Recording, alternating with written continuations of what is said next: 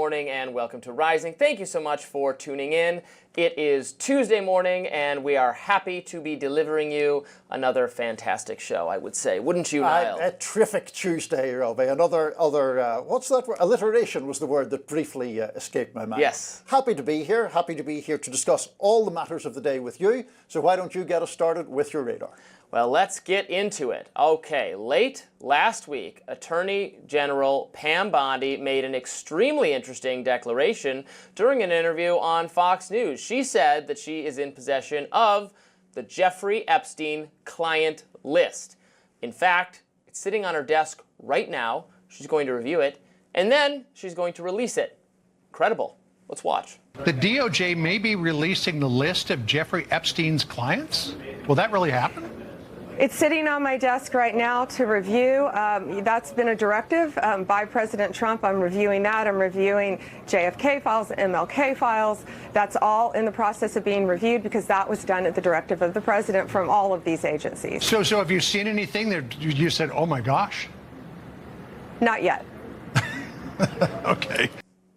The Epstein client list refers to the theoretical list of people who have associated with the wealthy financier who committed suicide while in prison under suspicious circumstances, to say the least.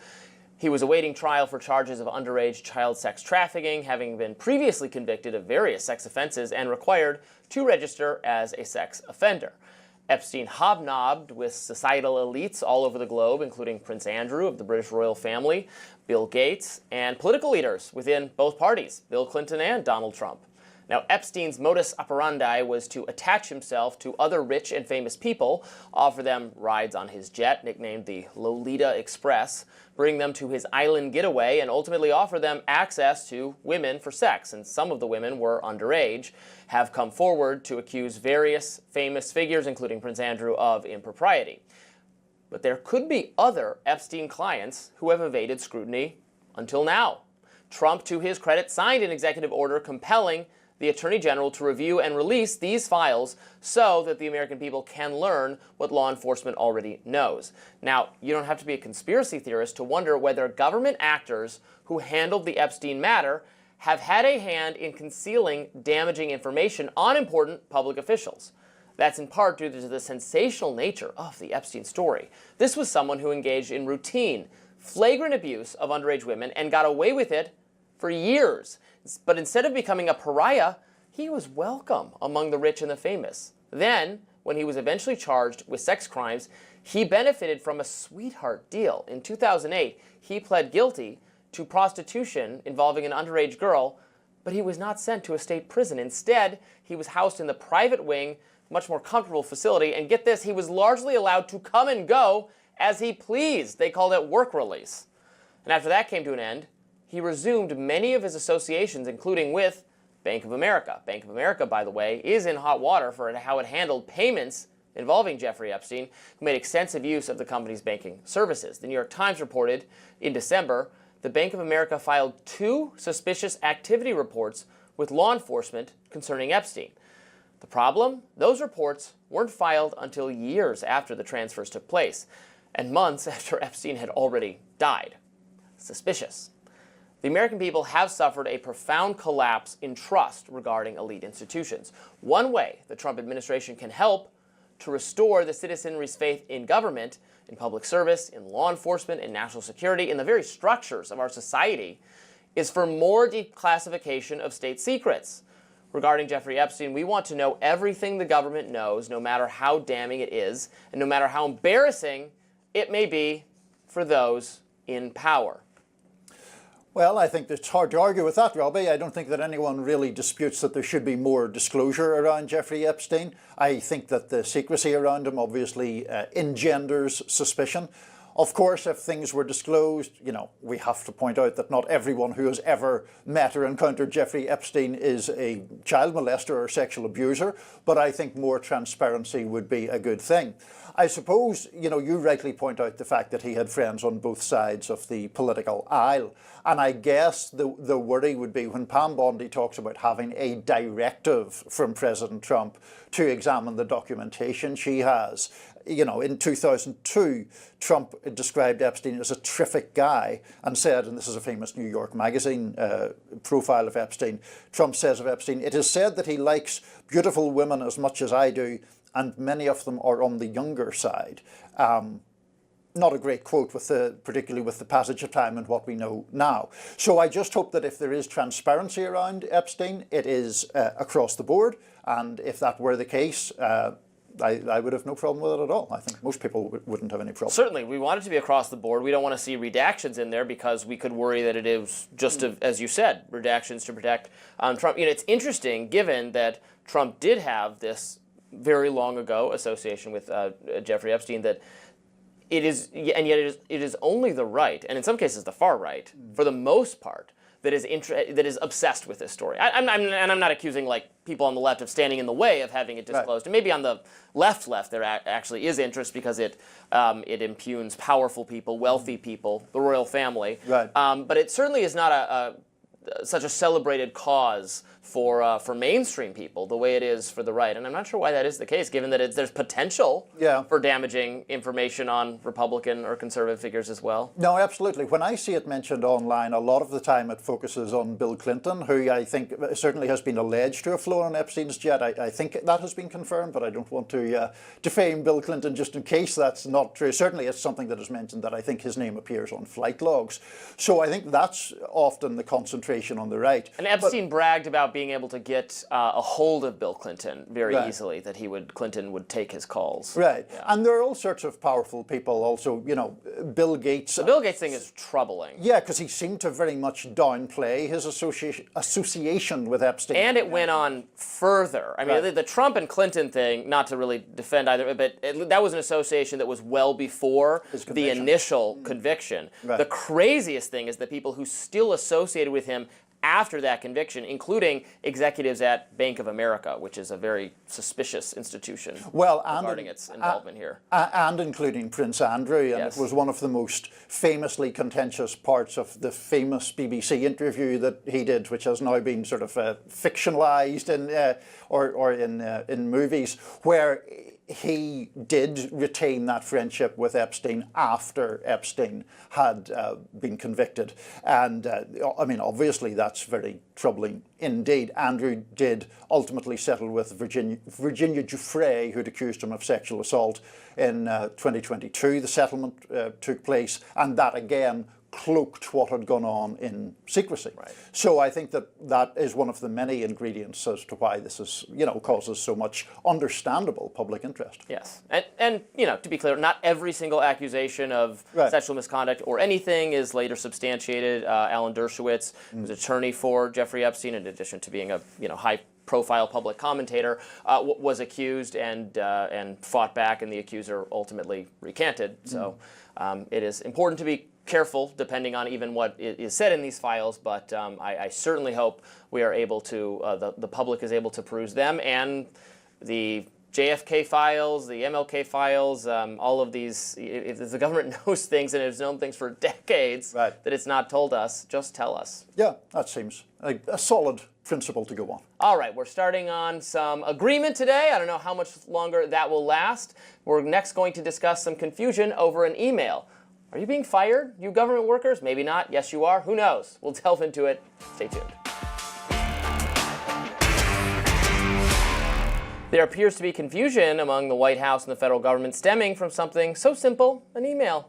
Over the weekend, Elon Musk tweeted, consistent with President Donald Trump's instructions, all federal employees will shortly receive an email requesting to understand what they got done last week. Failure to respond will be taken as a resignation.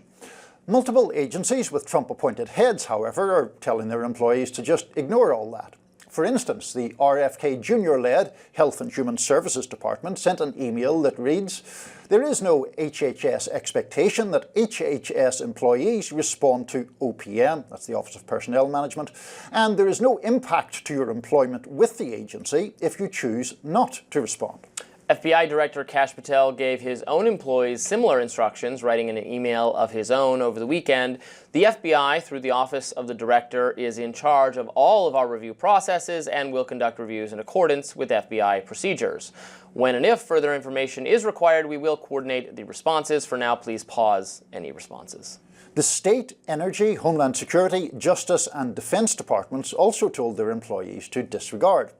The Transportation Department, Treasury, General Services of Administration and the Office of Management and Budget told their employees to follow Musk's directions. Sprinkling in a bit more confusion was Donald Trump. Here he was yesterday. You have people that don't show up to work and nobody even knows if they work for the government. So by asking the question, tell us what you did this week, what he's doing is saying, are you actually working? And then if you don't answer, like you're sort of semi-fired or you're fired. CNN reported that one anonymous Pentagon official said, "It is the silliest thing I've seen in 40 years and completely usurps the chain of command." Musk responded, tweeting, "Anyone with the attitude of that Pentagon official needs to look for a new job." Musk announced on X last night that workers would be given a second chance to comply, and if they didn't, they'd get the boot. Some Republican members of Congress are voicing their concerns with DOGE and the email issue. For instance, Senator Lisa Murkowski wrote on X, "Our public workforce deserves to be treated with dignity and respect for the unheralded jobs they perform. The absurd weekend email to justify their existence wasn't it." Here's another Republican, Utah Senator John Curtis, on CBS's Face the Nation. If I could say one thing to Elon Musk, it's like, please put a dose of compassion in this. These are real people. These are real lives. These are mortgages. It's a false narrative to say we have to cut and you have to be cruel to do it as well. We can do both. And here was Scott Jennings on CNN last night. I think one other point, and this is the push and pull of when a Republican is the president.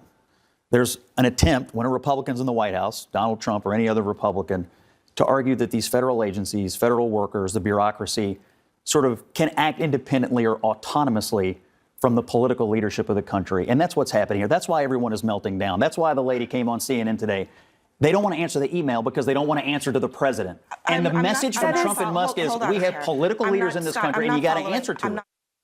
Conservative commentator Matt Walsh wrote on X, "I already had a low opinion of many federal workers, but now that I've seen them all melt down and cry because they're expected to provide the faintest evidence that they're actually accomplishing anything with the taxpayer-funded jobs we've given them, I realized that my opinion of them was still somehow too high." So, unclear whether you're supposed to send this email or not. Sort of semi-fired, as the president puts it, as a fairly vague term. Yeah, I don't think they're actually fired. And, while I am, I think, becoming known for being one of the more staunch defenders of Elon Musk in the media at this point, look, he can't give directives, or he shouldn't be giving directives that imply that people have to do this if, like, the own heads of their agencies, put in by, Kash Patel, Tulsi Gabbard, RFK Jr. These are people MAGA world was excited, was thrilled to get into these positions. I have a lot of enthusiasm for some of these people as well. We trust them to find the waste, fraud, and abuse, the weaponization, all the things Trump talked about ending. We have now put in those people to do that. So, let them cook, let them do that. Elon Musk, micromanaging every facet of the entire federal bureaucracy, trying to get them to send. Now, is it a big request? No, obviously not.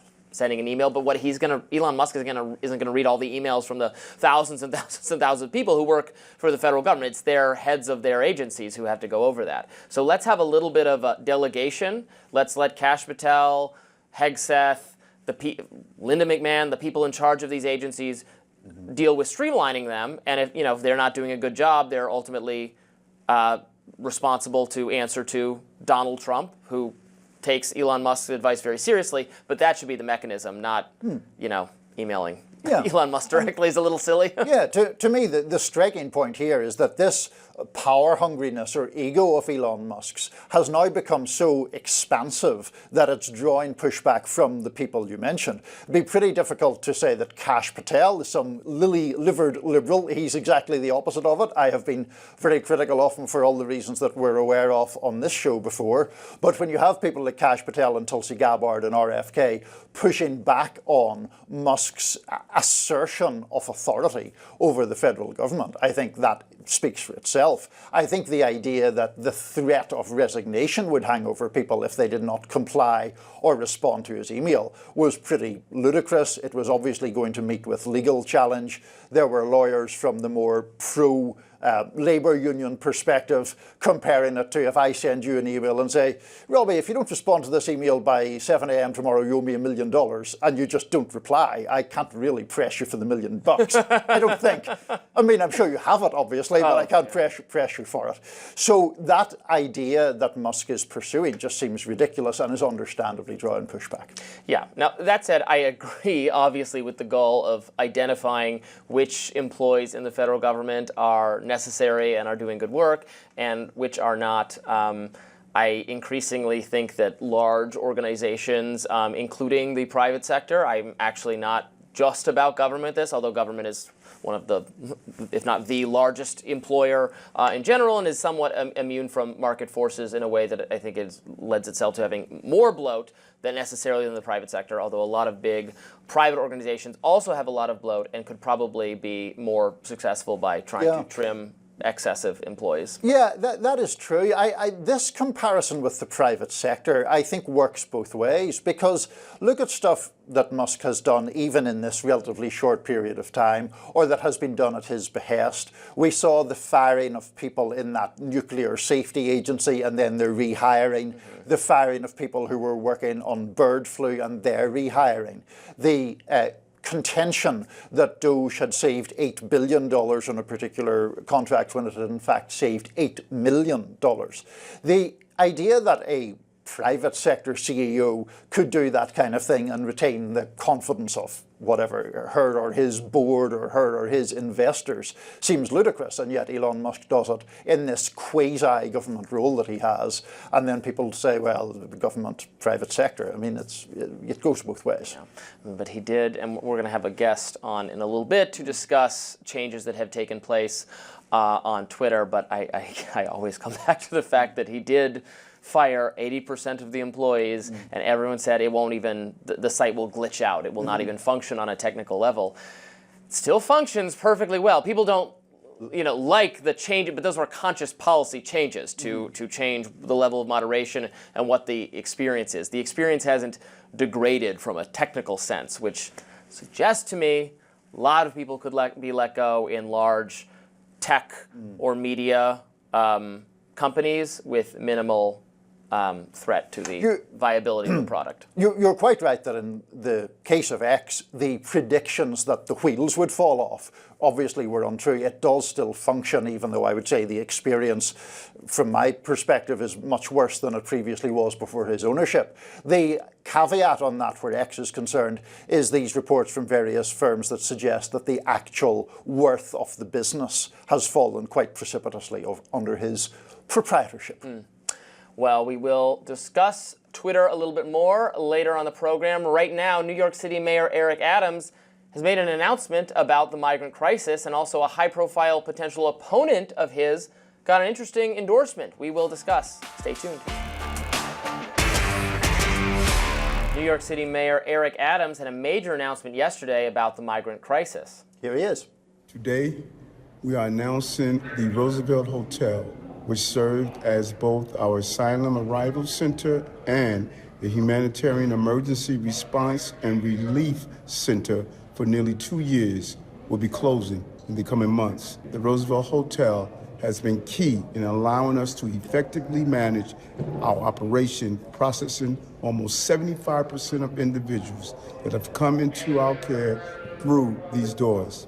Now, thanks to the sound policy decisions of our team, we're able to announce the closure of this site and help even more asylum seekers take the next steps in their journeys while simultaneously saving taxpayers millions of dollars. With this closure, we're closing 53 sites within a span of a year. Adams had met with Trump's border czar, Tom Homan, earlier this month. The two agreed to reestablish an immigration office at Rikers Island, a notorious jail in New York City. Homan said the two had agreed on other things, but were keeping those private for now. Here are the two in an awkward appearance on Fox and Friends earlier this month. If he doesn't come through, I'll be back in New York City, and we won't be sitting on the couch. I'll be in his office, up his butt, saying, "Where the hell is the agreement we came to?" So, and I want ICE to deliver. And I want ICE to deliver. We're going to deliver for the safety of the people of this city. Let's focus on every American and New Yorker should have the right to have an opportunity and survive in this city. We're going to hold you to that. 6 top prosecutors resigned this month after Trump's DOJ decided to drop the corruption charges against Adams. One of those prosecutors, Danielle Sassoon, said she couldn't ask a judge in good faith to drop the case. She felt the evidence against Adams was strong, and she alleged that Adams' attorneys had urged for what was essentially a quid pro quo, a de facto pardon in return for his help with the migrant crisis. Adams' lawyer called the quid pro quo allegation a total lie. And yeah, I've been a little bit, more than a little bit, skeptical of releasing Adams from these corruption charges. I mean, I would say he should both address crime and migrant issues in the city, not because he needs to do that in order to get Republicans off his back to avoid the corruption charges, but he should just be doing that because that is his elected official role, is to make New York City a safe and prosperous place. So I don't know why we're putting our faith or trust in a guy who's like, oh, now he's willing to do these immigration things you want done because you're literally threatening him with potential jail if he doesn't do it. That seems kind of exactly what Hammond was referring to there. Also, I don't know, and I'm just not understanding, maybe you understand better, what is accomplished by shutting down this the Roosevelt Hotel as a migrant center? So then what is going to be done with those migrants? So the argument is that the actual flow of migrants to New York City has become a small fraction of what it once was, and therefore you can process them elsewhere and save the money this is that a is sign being given that to we the have hotel. made some strides. Yeah, but to your larger point, I think that there is this cloud of suspicion over Eric Adams, not just in relation to those charges, but in relation to the nature of the deal that was made with the Trump DOJ. That's why there was some talk of removing him. Governor Kathy Hochul was kind of publicly mulling that. She correctly, in my view, decided not to do that because it would just have played into Adams' hands that he was being martyred or the victim of politicization or something of that nature. Yeah, I agree. But the problem is that because there is this perception that the Trump administration holds this very powerful card over him, then anytime he makes any kind of move on immigration, there's always that doubt in people's minds. Are you doing this, to your point, because it's the right thing, because you legitimately believe it, or are you doing it to fulfill your side of an effective pardon? Yeah, this just doesn't seem to be the kind of ruthless politics that Trump and Republicans are becoming more known for. Why not let a corrupt Democrat flail and bring more embarrassment to himself in hopes of, Republican political pickups in New York, I guess is what I would suggest. I guess the idea is that he's a sort of useful token Democrat supporting Trump's immigration policies or immigration stance, I think. Right now. Briefly. Yeah, for the moment. For the moment. Yeah, we'll see. Well, in other news, one of Adams' potential mayoral opponents just got an endorsement. Take a listen. For me, the two most important virtues in politics are competence and courage. And Andrew Cuomo has the competence to run New York City in a moment of crisis, and he has the courage to stand up to the extremes of American politics, whether it's the far right or the far left. And so when it comes to confronting political extremism in New York, when it comes to confronting the crisis of crime, we need not a nice guy, but a tough guy like Andrew Cuomo.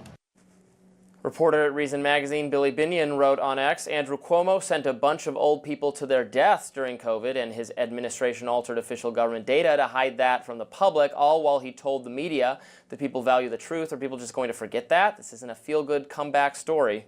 Fox Business correspondent Charles Gasparino wrote on X, Torres is looking to run for Gov, of course, Governor of New York, and Cuomo for Mayor of New York City. The city needs a whole lot of fixing. The way the laws are written, the mayor needs Albany to get stuff done. The mayor can't impose taxes or cut them, and a lot more without legislative and gubernatorial approval.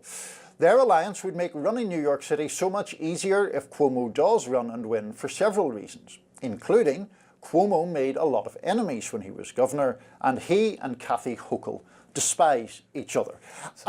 just before we get into the meat of this discussion, Robbie, it struck me that there are some people who listen to us on podcasts rather than look at our lovely faces, and we didn't explain it was Richie Torres, the congressman who represents the Bronx, who has endorsed Andrew Cuomo. Yes, making that endorsement. And Richie Torres is a very interesting political figure, a sort of right-leaning Dem, or at least very right-leaning on Israel and foreign policy, which is what's brought him to attention sort of in a John Fetterman sense. And I think he has some of a Fetterman inclination to criticize Dem leadership or where the Democratic Party is, and has a interest, I suppose, in running for governor, is what it sounds like. Cuomo, is a figure who has been attacked on this show for years and years and years for his COVID policies, for covering up his role in the nursing home scandal, and was forced to resign in disgrace, actually over sexual misconduct allegations that, in my view, as I said at the time, were paled in comparison to the allegations of hiding, concealing data about his COVID-related stuff. So could he make a comeback? Richie Torres is someone who criticized him over this long ago, but it's I guess it's an alliance underfoot. It's sort of a Game of Thrones.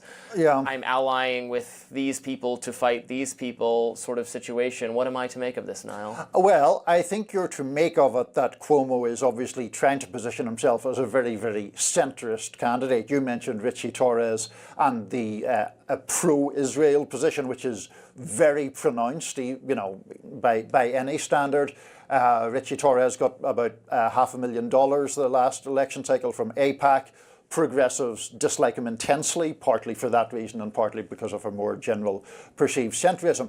In relation to Cuomo, I guess the idea is that he's been sort of billed as this is the person who can get the city working again. That was the Gasparino quote. To the point about COVID, for people who are not as familiar as you are with that controversy. Basically, and correct me if I'm wrong here, Andrew Cuomo, while governor, issued this order that nursing homes had to take in people who had been let out of the hospital for COVID. And then lots of people died in those nursing homes, and the Cuomo administration essentially concealed how many people had died. And that's the real, what I thought would have been a criminal part of it, because you can make claims about this was the federal guidance. It was not only done in New York, it was done in Michigan. Tim Walz actually defended having done the same policy in Minnesota. So he did kind of have an out for himself there, saying, well, this was federal policy, whatever. But he wanted that book about how good his response to COVID was. And the numbers of people who had died in nursing homes for the policy was inconvenient for his narrative about how good a job he did. And he ordered aides, people helping him write the book, to ignore that information, to conceal that information. That was the really, really bad part of it. No, absolutely. And obviously if he does run, and there's some speculation that he could declare his candidacy as early as next month, obviously that is going to be relitigated in a big way, as are the allegations of sexual misconduct. Now, to summarize a very complicated story there, 11 women came forward and made some kind of complaint. Cuomo vehemently protested his innocence, although he made some vague apology for making people feel uncomfortable or for any sense that they felt he had acted inappropriately. But there was only one charge ever brought, which was dropped before it came to trial. So that one is complicated, I would say. Yeah, I cannot stand him. I cannot stand Eric Adams, and it'll be an interesting mayoral race. So it doesn't sound like we'll be doing a remote rising from New york to get you to see that race. I pity the city that has to pick between the two of them. Next up, how one lawmaker is throwing shade at the president's voters, rather. Stay tuned. Conservatives are accusing Ilhan Omar of calling Trump voters all idiots, but was she talking about all Trump voters or just Republican members of Congress that she's had feuds with? Let's watch and let you decide. I thought I'd seen everything, and I've seen a lot of attacks on you. But now you have a Republican colleague, dare I say, in the House saying to deport an American citizen, an American lawmaker, an elected representative. How do you deal with that? I mean, these people are just idiots. I really, I'm at the point where it's become really hard to have an intellectual debate with any of these people because the level of stupidity that they are displaying every single day is frankly embarrassing, not just in Congress, but as Americans, and the fact that these people are allowed to say just the most ridiculous things tells you that the dumbing of the United States has arrived, because how else do we get a Trump presidency again? Hassan also criticized media for repeating crazy claims. Let's watch. I do not speak Somali, and I'm basing this on the translation that he retweeted here. And this is guidance that we have heard from many immigration advocates. But Musk says that you are, quote, breaking the law literally outright. Is it helpful when news anchors and journalists just repeat crazy claims from Trump or Musk or Brandon Gill? No, I mean, and I think the thing that is unfortunate about the media is that they will say, you know, Elon says, and they won't say, like, the judge said this is illegal when they're talking about the executive orders Elon's looking for fraud, even though there's no fraud that are being shut down, or they will repeat these things, and I think, frankly, it is malpractice, and it does a complete disservice to the American people. But Omar did have some criticism for her fellow Democrats. Let's watch. People would argue that a Chuck Schumer isn't bringing the energy that someone like an AOC or yourself has been able to rally up. Is it time that the Democratic Party leadership hands over the torch to some younger, more energetic leaders? Well, yes. And I would say, you know, we had a Trump presidency where Nancy Pelosi was his opposition, and she understood the moment. And so age is not just the only factor. The right blasted Ilhan Omar. Congresswoman Nancy Mace wrote on X, Ilhan Omar says Americans are dumb and hates free speech. She says it quite clearly in this clip. How do these people keep getting elected? Independent journalist Brianna Morello wrote on X, Ilhan Omar just called Americans dumb. I agree with her. Americans are dumb. We were dumb enough to let her in.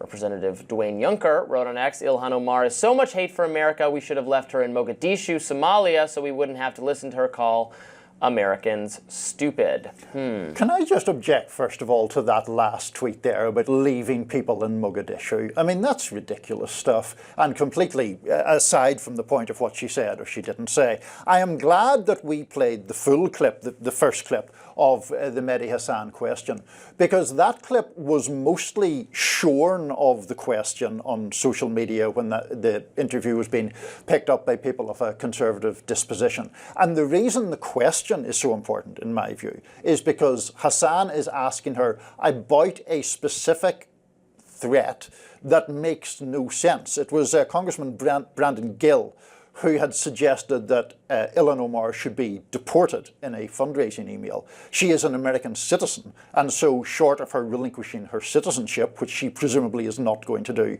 she cannot be deported. So she is well within her rights to describe that proposal as idiotic and to push back against it strongly. Removing the question created the impression that she was calling Americans idiots, and we saw Nancy Mace and other people pick up on that. Yeah, I mean, I don't think she was necessarily speaking highly of people on the right more broadly, although I will concede your point that she was not. It started with addressing the congressman who had said that thing, which is obviously not correct. You can't just deport people we disagree with. That's not going to work. She does say at one point, you know, referring to, I don't know if she's just referring to Republican congressmen or, you know, people on the right more broadly. She said something along the lines of allowed to say the most ridiculous things. And then Mehdi Hassan, in his question, also had a framing of, you know, why are they, you know, why is the media repeating things that people on the right say that are not true?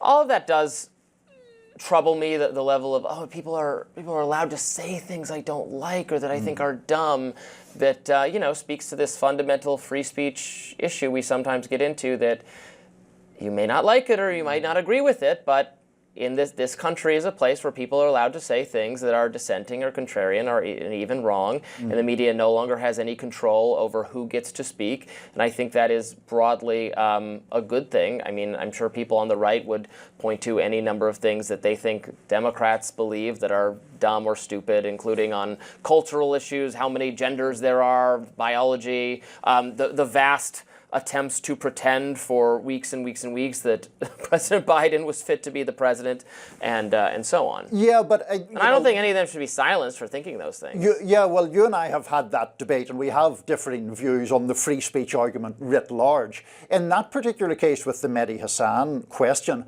I actually don't think that that's what he was asking. I think his point was something different, which I do think is very valid to ask, which is the propensity in the media generally to ask, to simply enable the most inflammatory voices by simply asking people to respond to all kinds of wild claims. So in this case, to be fair to Mehdi, he is asking her about the deportation claim, which is a nonsensical claim, in a more meta kind of way.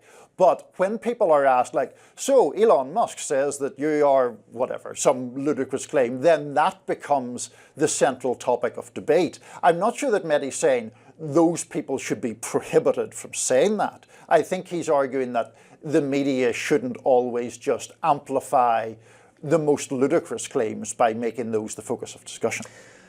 Yeah, but I don't think I agree with that, frankly. Elon Musk is making news. I mean, the media not talking about it doesn't prevent you from hearing about it. He has his own social media platform. There's so many ways to get around the kind of gatekeeping function that the media did. Mm-hmm. So, just pretending that provocative or inflammatory things aren't being said, it doesn't really get around it. And it can be helpful to ask the person to respond to it and suck the oxygen out of it. I just don't think pretending that inflammatory things aren't being said or believed is going to work. That it may not be going to work, but the question is whether it is the most useful thing from a journalistic perspective to constantly focus on those things at the expense of anything else. Because then you have a media landscape that is dominated by the Marjorie Taylor Greens of the world. People on the right would perhaps say the Ilhan Omars of the world, but that's neither here nor there. The point is that the inflammatory things then become the central point. Anyway, my point, to get back to the where we started, is Ilhan Omar is being misrepresented here in what she said, that the comment from the congressman who wished to deport her is a stupid thing to say. I do find it amusing that people on the right are horrified that that she suggested that people are idiots whenever, Trump has mocked a reporter who was disabled or suggested that people protesting at rallies should be beaten up. So what she said is within the bounds of reason, and it is substantiated, and it's being either willfully or not willfully misrepresented. Coming up next, criticism of X and online rhetoric from a perhaps unlikely source. We'll discuss. Stay tuned. Has X become a right-wing cesspool of racism and misogyny? That's a claim often made by folks in the mainstream media, but some contrarian voices are also sounding alarm bells about the state of Elon Musk's personal social media platform.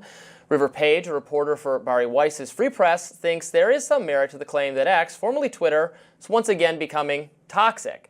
When it was Twitter, the platform was, in my view, often overly promoting of progressive viewpoints. But now, is it off in the other direction? Here with us to discuss is River Page of the Free Press. Thanks for joining Rising. Thanks for having me, Robbie. So why don't you elucidate your thinking here? And look, I agree, we're maybe going to argue about some things, but X has become, a conservative media property with a lot of right-wing voices, some of them over the top. Is that what you're focused on here? Well, it's the fact that it's become a right-wing echo chamber in the same way that old Twitter was a left-wing echo chamber. And the problem with that is that when you're in an echo chamber, particularly an elite one, which is what Twitter is, everybody that makes culture, everybody that makes news, everybody that makes policy is on there. What it's going to do is it's going to all of the increasingly extreme ideas that become mainstream online are going to be filtered down to the normie masses through culture and through media and through policy, and it's going to freak them out because this is what happened with the left. So if you go on Twitter now, what you're seeing is crazy anti-Semitic memes like Holocaust denial, stuff like that, stuff against interracial marriage, crazy stuff against Indians, against gay people. And this isn't coming from small accounts. This is coming from accounts with hundreds of thousands of followers. And it's also coming from people that, are working in the government now. Like Elon Musk just rehired a guy who said that we should normalize Indian hate and that you can pay him to marry outside of his race. So, I think that the right is falling into the same trap that the left fell into, which I tried to warn them about as somebody who was on the left, former Bernie bro. Is that, I told them, everything you're saying is insane. It's going to alienate the working class. And that's what happened. And I think that's what's going to happen to the right now as well. And what do we think about why they're actually saying those things? Because I get that your broader argument, River, is that it is ultimately electorally or politically damaging for either left or right to go to these extremes.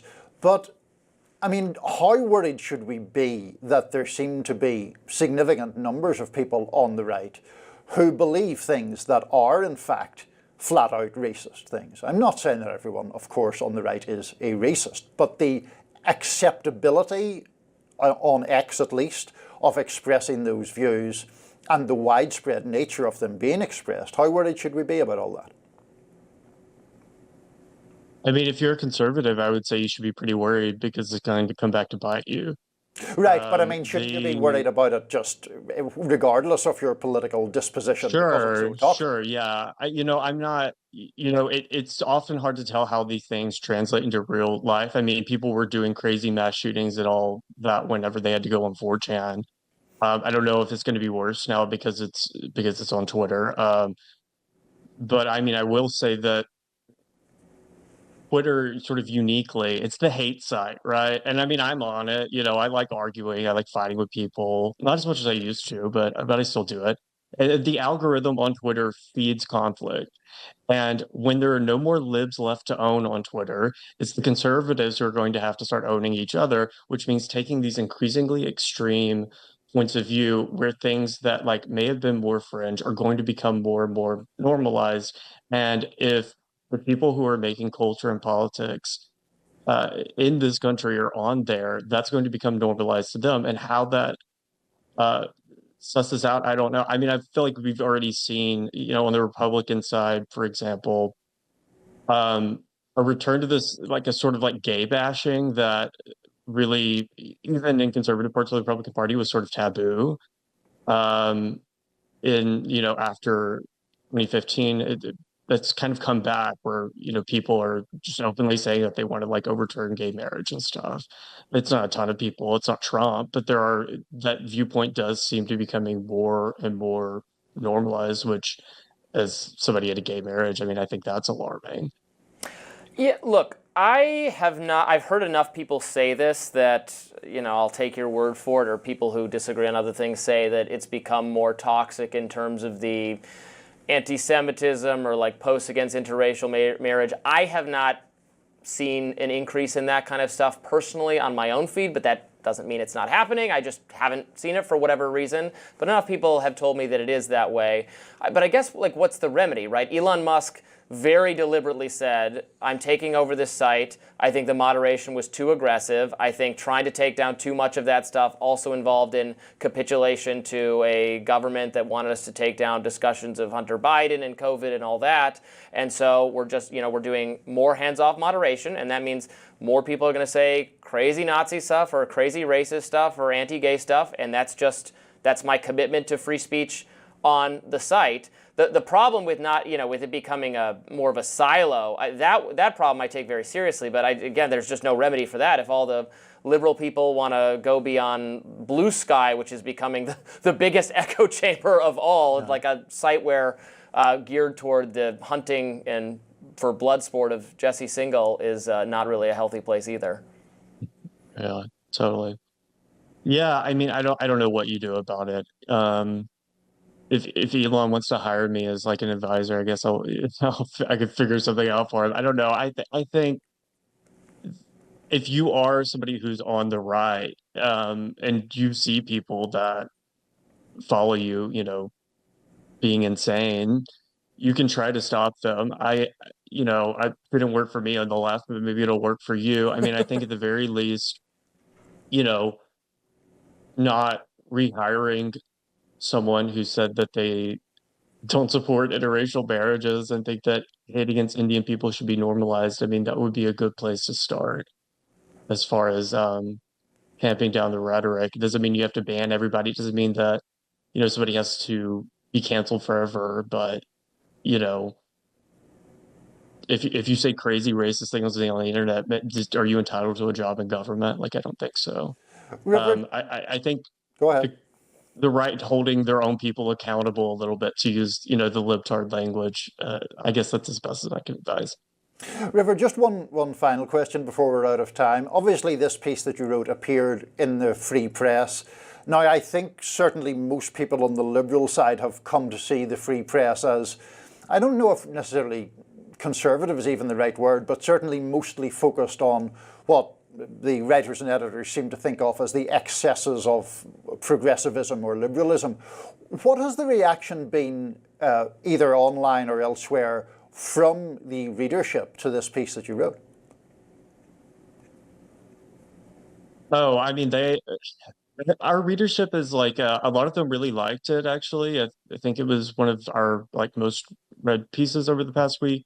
So there were a lot of people who didn't like it. And I don't really care. That's the thing with the Free Press, is that we publish a lot of different viewpoints, and people are free to agree and disagree with whatever they like. If you are coming for like a straight conservative party line, if that's what you're looking for, the Free Press probably isn't the best place for you, because we publish all sorts of things.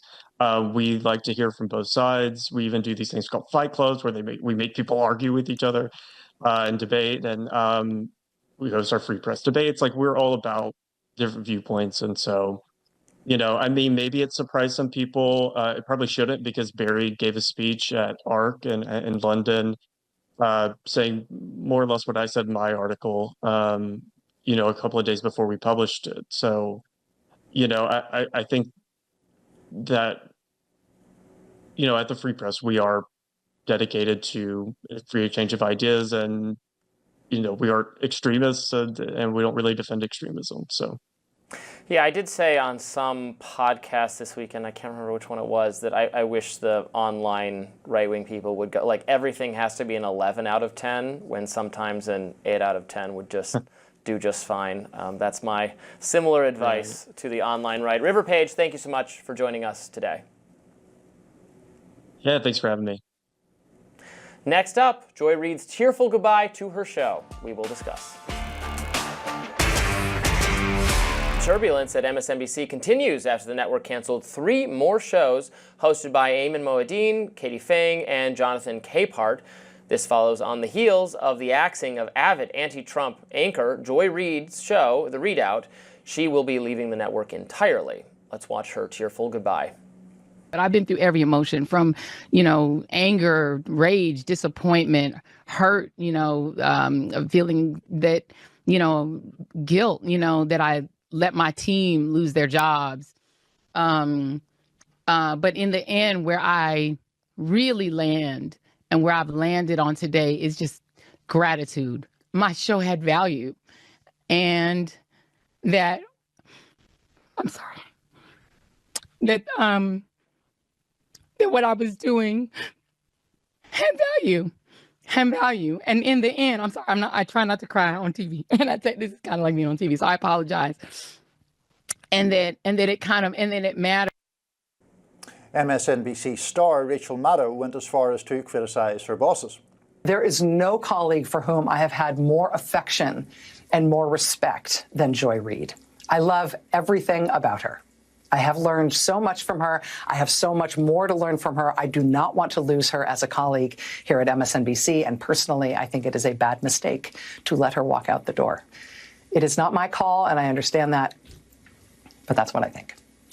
I will tell you, it is also unnerving to see that on a network where we've got two non-white hosts in primetime, both of our non-white hosts in primetime are losing their shows, as is Katie Phang on the weekend. And that feels worse than bad, no matter who replaces them. That feels indefensible, and I do not defend it. A source told the New York Post on Monday that staff working for Fang and Capehart were informed their shows would be cancelled, but the three hosts will remain at the network. Mulherdine and Capehart will host shows in new slots, and Fang will stay on as a legal correspondent. In other news, MSNBC's Jen Psaki will anchor a nightly show at 9 p.m. Tuesday through Friday, replacing Alex Wagner, who has hosted Alex Wagner Tonight for 2 years. This was announced in a memo from network president Rebecca Cutler to staffers on Monday. Wagner will remain at the network as an on-air correspondent. The massive shakeup comes as Cutler has been drawing up a new programming lineup to boost the channel's sagging ratings. And not only that, Lester Holt is stepping down as anchor of NBC Nightly News this summer after a decade in that role. He will stay at NBC News to take on another full-time role anchoring his other show, Dateline. Holt wrote in a note to his staffers on Monday, "A smile comes to my face when I think that with Nightly News and Dateline, I have now anchored two of the most successful and iconic television news programs in broadcast history." In reaction to the network cancellations, former MSNBC star Keith Olbermann posted on X, "It's such a confused, brutal, racist purge at MSNBC. It's like they're being run by Elon Musk." Reporter at the Washington Free Beacon, Chuck Ross, wrote, "Man, the white lady who took over MSNBC is about to get so much hate." And Ryan Grimm wrote on Blue Sky, "Alex Wagner, also willing to criticize Israel and Dems sometimes, is being replaced by Jen Psaki." Amazing. Lots to discuss here. Lots to discuss. First of all, I just want to say, I know people who dislike Joy Reid might take glee at her cancellation or might mock that video that we showed there. I think that, and you, to your credit yesterday, say you don't like to see people losing their jobs, even though you dislike Joy Reid's positioning, let's say. I think that distress on her part was obviously genuine. I think that there is, the issue of staff losing their jobs who are much less well paid. Let me add to that before we move on. These people have found out it was leaked to the press first, and then they had a meeting with Rebecca Cutler where she basically said, "Oh yeah, and by the way, you're all being fired." That sucks for those people. It does. I think there's no way around that, even though, as you said, I heartily disagree with Joy Reid. It doesn't bring me any satisfaction to watch someone tearing up about losing their job. If that happens to me, I'll be sad. Sure. I hope my enemies show me some grace. Sure. It's not pleasant. Also, as I said in my radar yesterday, which you guys can watch for all the criticisms I've had of her over the years, I also have plenty of criticisms of just all of these people at MSNBC, including Jen Psaki, who, is a...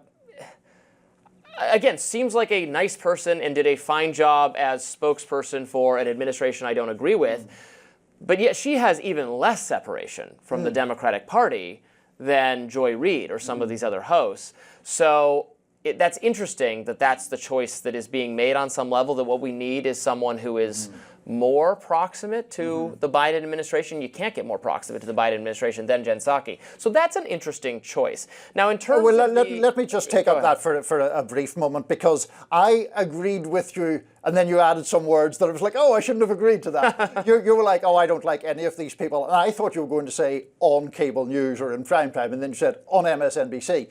I mean, Fox, for example, we have previously discussed them giving a show to Lara Trump. There are lots of people on there who are effective, by which I mean in reality they are just simply spokespeople for President Trump.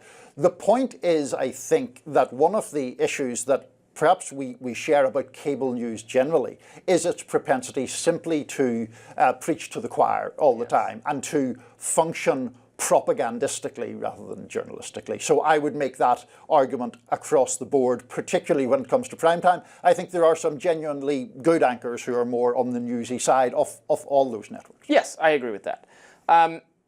I know I've criticized Jonathan Capehart in the past. I can't actually remember for the life of me why, and I couldn't figure it out, so I'll let him off the hook for now. Capehart and I are very distant cousins, which is a whole other... Really? Yeah, but that's a whole other funny. question. Which Rachel Maddow's point about making the network look less diverse is, not...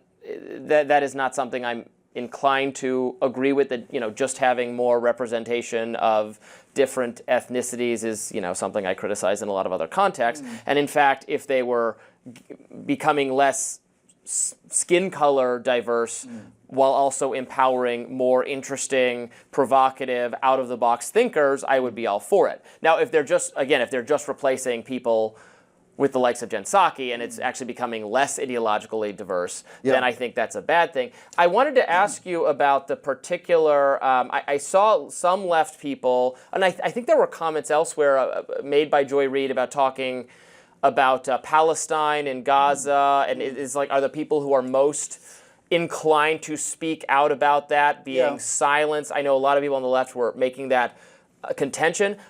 I'm not dismissing that contention. That could be valid. I don't personally remember Joy Reid speaking out on that issue quite a lot, but I could just be wrong about that. Maybe she did, or relative to the other people on MSNBC, maybe she did. But I saw that there's definitely a perception on the left that more Israel critical or foreign policy dissenting left progressive voices on those fronts are being extinguished. Well, on the whole MSNBC shakeup, I tweeted last night that the one that saddens me most is Ayman Mohyeddin losing his own show. Now, he will be a co-anchor, as we noted, in this weekend kind of multi-host show, but I think he was very much to the fore on that topic. And I think Joy Reid, to be fair, did make more reference on it than perhaps we were accustomed to in weekday primetime.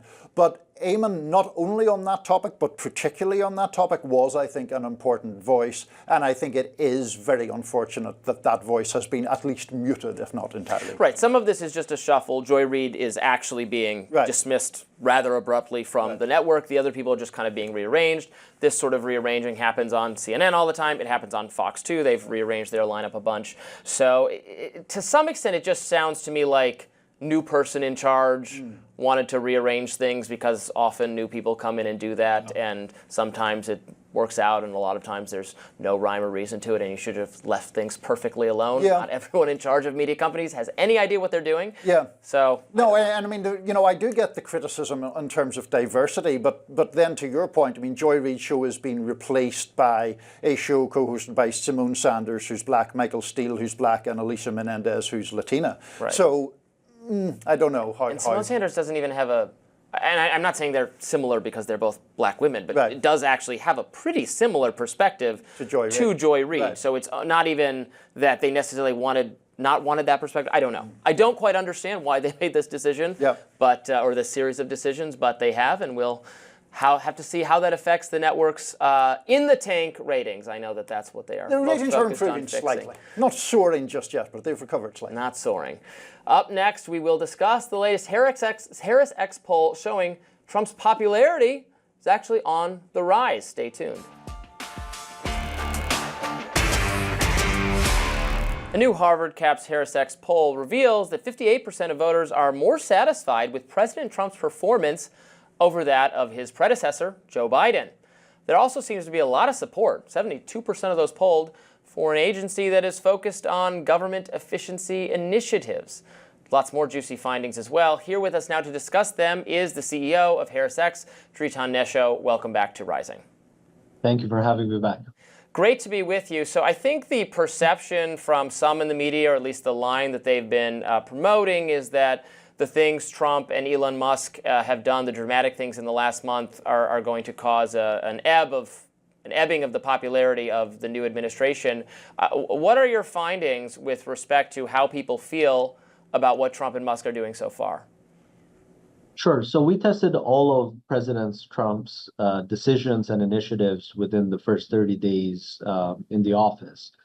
And we found 3/4 of the voting public support the initiative to review government spending and cut down costs where those costs need to be cut down or are warranted. And so that's overwhelming support. It's the second highest rating policy undertaken in the first 30 days, second only to deporting illegal immigrants that have criminal backgrounds or have committed criminal acts.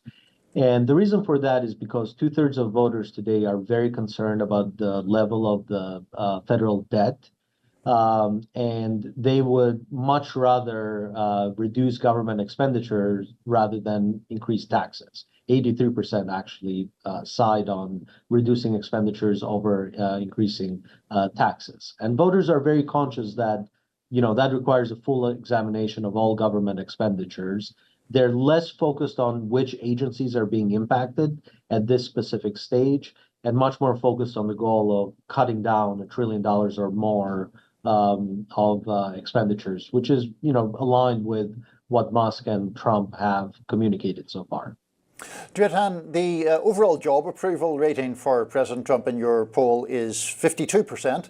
And I noticed that on the 538 average, it's a few points lower than that, 48%. But, those disparities or differences in polls, that's not unusual. I'm not casting any aspersion on your finding.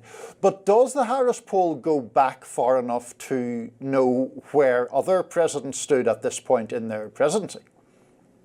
So I'll talk about Trump specifically, compare him to his first term. This is the highest job approval rating had as president in the first term, and obviously since the beginning of the second term.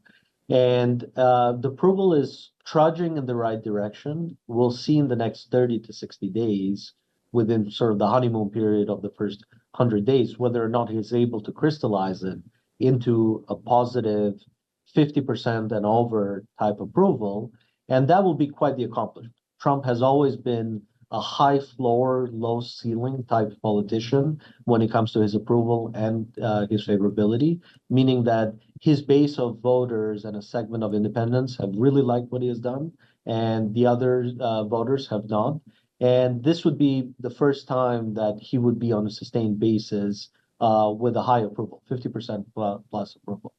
So right now, what we can conclude from the polling is that voters are giving the president the chance at a honeymoon, which perhaps he didn't have the first time around as president.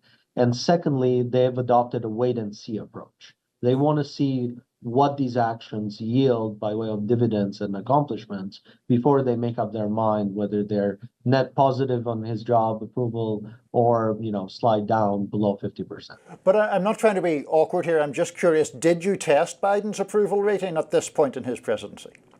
We did, yes. And Biden's approval ratings at this point in his presidency were higher. I mean, he started off with approvals in the upper 50s, lower 60s, and had an incredible collapse right after the, you can call it Afghanistan debacle.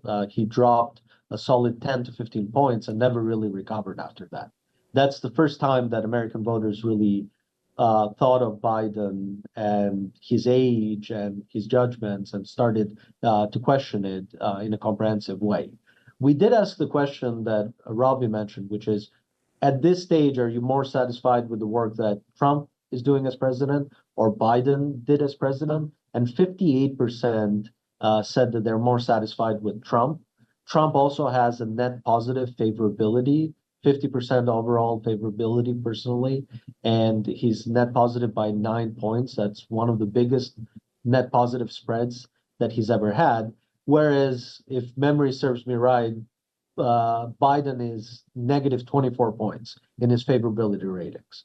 So what you're seeing right now is a reassessment of the Biden presidency, especially the last year where there wasn't a lot of movement and a lot of action, and Trump's very, very fast and very, very furious start right off the gate this first 30 days.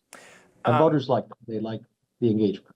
And what I find interesting is that it's the support for Trump policies you found in this poll was even higher than support for Trump himself. For the most part, you found that of 11 Trump policies you tested, all of them except one received majority support. The one that didn't was renaming the Gulf of Mexico. Very popular among extremely MAGA people, but not maybe the general electorate. But then the highest performing policy with 81% support, deportation of illegal immigrants who committed other crimes. What lessons can we learn from the popularity of these policy proposals? I mean, the Trump agenda is wildly popular. As you said, there's few exceptions to it. One of the exceptions is birthright citizenship. So we asked about birthright citizenship in our poll, and voters break against Trump on the birthright citizenship question. A majority think that children who have been born in the U.S. to illegal immigrant parents should be given a pathway to citizenship. And actually, close to 3/4 believe that this is a constitutional requirement. So the public likes the birthright citizenship from what we can say, and they don't like renaming the Gulf of Mexico, but everything else, overwhelming approval. There isn't a specific issue that Trump is pushing forward that doesn't have, close to 60% approval, and in some cases over 80% approval, right? So that's the range. I will add one other thing, though. There are cautionary notes in this poll. There's cautionary notes in terms of Trump's trade policy and the tariff. There are cautionary notes in terms of how he's trying to engineer an end to the war between Ukraine and Russia. And there's cautionary notes also in terms of his statements vis-a-vis Gaza and the Israel-Hamas war. So the poll is not all rosy, and that's where you basically see the public adopting that wait and see attitude. Like, let's see what happens. There's some things that they like, there's some things that they don't like. And so far they like the energy, but they're waiting to make up their mind more comprehensively. Triton Nesho, thank you so much for joining Rising today. We appreciate it. Thanks for having me. Up next, last but not least, a war of words, hopefully it just remains a war of words, between Tucker Carlson and Dan Crenshaw. The beef between Republican Congressman Dan Crenshaw and journalist Tucker Carlson just got a lot more serious. Here's Crenshaw in an interview with GB News yesterday. Just coming back to this $100 billion to Ukraine, I know that people like Tucker Carlson would make the argument that there's a real opportunity cost there. You know, we could have spent that money on the border or fixing, issues in America. Yeah. What do you make of that argument that all this money could have been spent to help Americans and not Ukrainians? Well, you can walk and chew bubblegum at the same time. We spend 75-80% of our budget on a welfare state in America, on Social Security, Medicare, and Medicaid. I would love to ask Tucker what he thinks that $100 billion should be spent on, and if he would vote for it as a conservative. Tucker doesn't know what he's talking about. Tucker likes to visit Moscow and talk about how great the grocery stores are. So I don't really take his advice very seriously. Then, once the interview was over, this hot mic moment happened. Have you ever met Tucker? We've talked a lot on Twitter. If I ever meet him, I'll probably kill him. He's the worst person. Now, if you couldn't catch that last part of the soundbite, a GB News reporter interviewing Dan Crenshaw tweeted, Crenshaw, quote, told me when I laughed it wasn't a joke. The British outlet later deleted the video. Carlson responded to these comments, writing on X, "Why don't you come sit for an interview and we'll see how you do. I'll send you my address, Dan Crenshaw."